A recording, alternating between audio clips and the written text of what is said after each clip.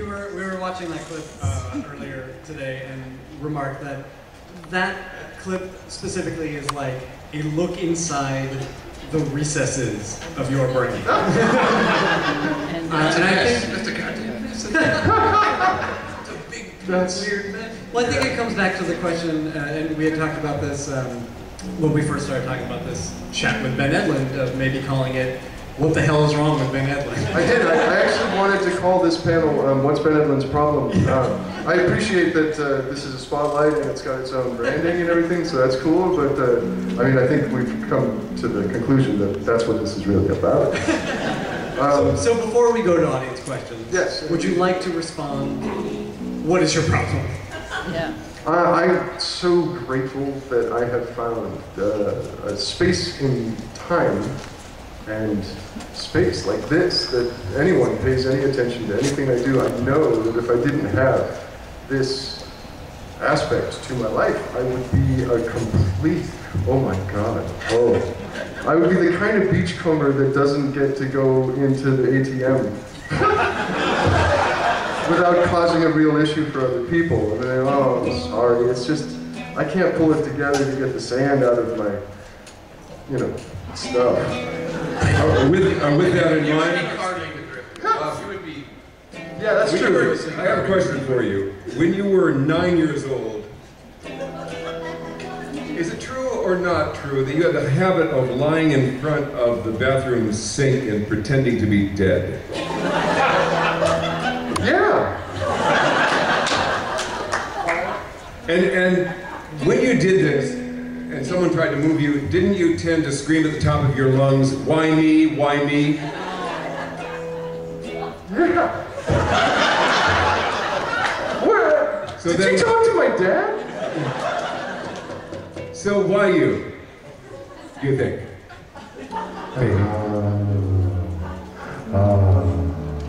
Okay, I have another question. No. Let's go to the audience for a minute. And we should. Please, for those of you who don't listen to the podcast, you'll think this is hilarious, but know that questions begin with an H or a W, not with an I, and they do not contain the word hug. Go ahead. Was it an H or a W? Yes. Okay. Well, first I just want to say that. That's Can I congratulate you on being overall excellent? What's that? I want to congratulate you on being overall excellent. Awesome, thanks. You too. Doc's working on music. How many? Where's my music? You want me to write a theme for you right now? Ask the question, I'm afraid, so but continue. You wanted it. Where's number 13? Yay! I'm glad that I should have asked that myself, my God, I forgot. I know. Issue 13 is a comic book that of the Tick that I don't know. I mean, I have no idea. I'm not prepared for that question. It's in you though, right? Yeah, actually there is. I have a gathering well of material that I feel will be something to say about the Tick in something like an issue 13 that will be, but I believe it will be a number of years in the future and be a very different situation. I think that the Tick will probably have come to the conclusion that, well, he's probably buried himself alive, I believe, which is a bit of a thing from our liner notes. Or one of the legends, yeah, one of them buries himself alive, and the other one loses his genitals in a horrible escalator accident. Yeah, that was some work that Hammer and I were on a while ago. But thank you for that question because that's very awkward. Thanks. Great, next question. Let's keep it moving. Oh, Jesus! Okay, go on. What is your feeling on collaboration with other writers? After in writers' rooms, you're getting a lot more output done than you may have done in like 5 issues as well. For example? 5 years, 12 issues. Yeah. And seeing this, you have a collaborator right here. How do you guys collaborate together? And a chance of you ever filming in writing one for an adventure out? Well, I would love. Actually, we have sat down and talked about that. I've gone to one of your writers' rooms. Yeah, we didn't use any of your stuff, but I didn't get the feeling that it was working, but it worked great. No, we would love him to do it. But talk about working in a writer's room. Yeah, that's an amazing thing. I have a certain approach, which is I immediately forget that it's not my show. And then I begin all of these strange filibustering bee dances that, on a good day, can land some, because I'm always right. I mean, we know that. So then on a good day, those things can land, and I feel like things are working, and then on a bad, and I'm describing how psychopathic I am. I hope people get that, right? On a bad day, like, I just realized that I'm totally disentangled from the whole process. But it's a beautiful place full of very smart people. Writers' rooms are kind of these amazing little think tanks that are, whenever you can get access to one, it's a grateful moment, I find. And I will add, you know, having been in the room with Ben, the deference paid to him is enormous, but he's also unbelievably open about hearing, you know, other people's ideas, and we'll take those and kind of turn them over and go with them. And Chris, you can probably speak to this as well. Yes. If you want. No, you don't have to. Next question.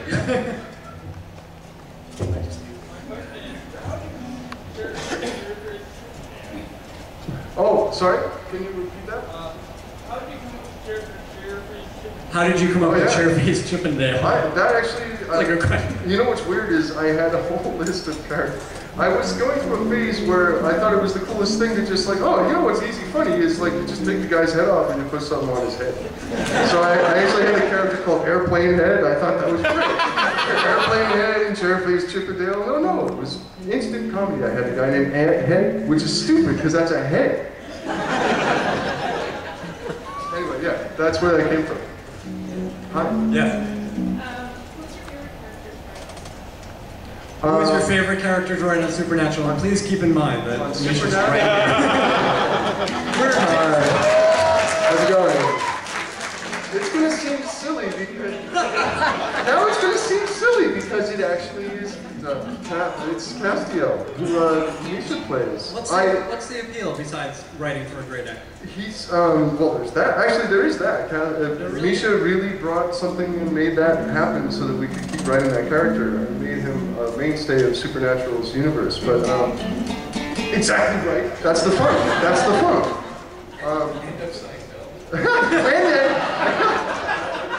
He's one of Elaine's boyfriends on Seinfeld as well. But like, I think there's something about this.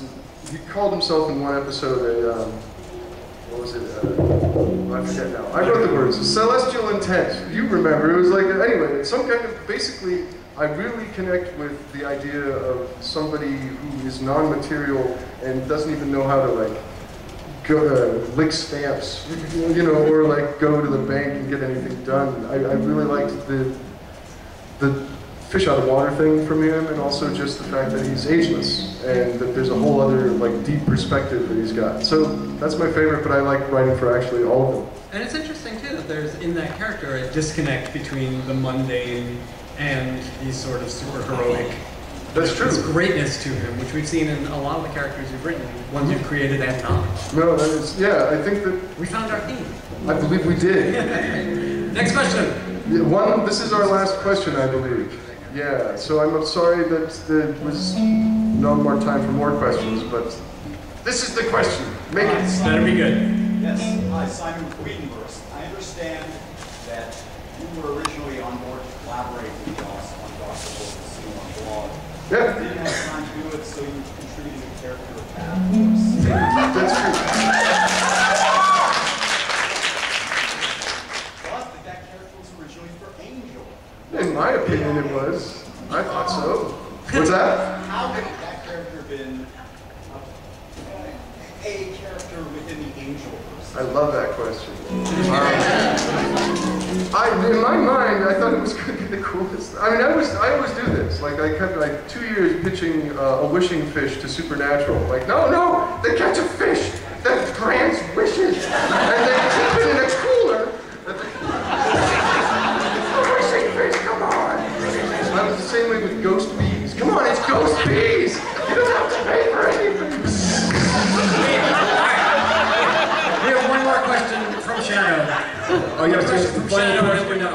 Did you yourself In fact, write every single question that I asked you. Yes.